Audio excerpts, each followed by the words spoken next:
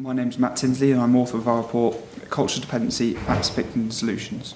So for a while here at Policy Exchange, over the last couple of years, we've been producing work looking at unemployed people and how to support unemployed people in their search to get back into work. Now, talking to a lot of people, especially in job centres and other people trying to support people into work, it's become quite clear that the depths of problems that people face go beyond the kind of simple skills or job search that are currently addressed by policy. So what this report really has done is look to get to the bottom of how people's communities, their families and their friends really affect them as they're looking to get back into work. And what we found is that you get very strong social norms created, you get a huge range of different motivations, and building up a picture of quite deep cultural factors that really influence people. So we think it's really important that policy address the depth of influences that people have on them.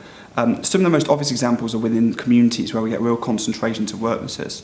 Within big or towns or cities, we see very small areas, as small as a few streets, where there are real depths of problems that literally change from local areas from one to another.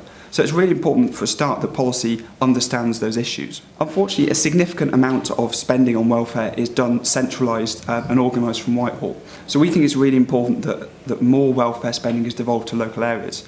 Now, right now the government have a really good opportunity. Currently, a huge amount of the control and funding of economic growth strategies are being devolved to city levels with the city deals. Now, we really believe that if you, with that, you devolve welfare and the employment support services, which, as well as trying to create this economic growth, link the people with the most significant needs to the best opportunities to find work, then you can start to have a package of interventions which are supporting people who need the support the most. On top of this, there are some small interventions the government can introduce to target on job seekers with very specific issues.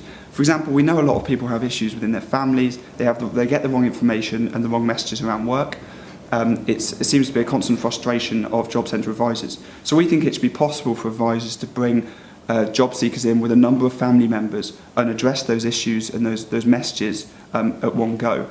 Other issues might see individuals failing to get outside their local area when looking for work. And so the idea of making someone to commute to a different job centre to sign on a few occasions to try and break those messages and make it possible for them to look for work outside their local area. Together, these reforms, focusing on localising welfare spending and connecting up to the real opportunity we have for economic growth strategies at the moment, but also those smaller interventions, those flexibilities given to Job Centre Plus, these sorts of interventions can really break down the social issues which currently are failing to be addressed by government policy. If you would like to find out more about the report, please click the link or visit policyexchange.org.uk.